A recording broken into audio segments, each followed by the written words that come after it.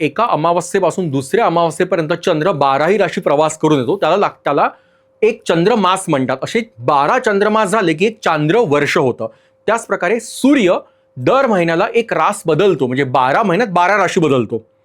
म्हणजे 365 दिवसांचं एक वर्ष असतं, जे सूर्याचं वर्ष असतं. पण चंद्राचं वर्ष होतं, पण चंद्रमास म्हणजे चंद्राचा महिना असतो 27 दिवस 7 तास 43 मिनिटं.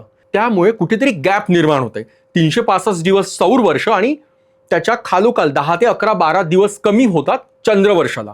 त्यामुळे दर 3 वर्षानंतर किंवा 2.5 वर्षानंतर हे जे 11 दिवसांची गॅप दरवर्षी निर्माण होते, ती भरून काढायला, म्हणजे टॅली करायला, सौर वर्ष आणि चांद्रवर्ष हे टॅली करायला जे 33 दिवस किंवा 30 दिवस कमी जास्त होत आहेत, ते पूर्ण करायला अधिक मास निर्माण झालाय.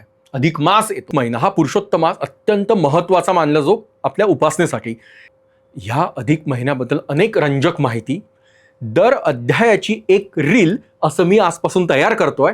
तेव्हा आजच फॉलो करा आणि खाली कमेंट करा. ओम नमो भगवते वासुदेवाय. जय श्रीकृष्ण. धन्यवाद.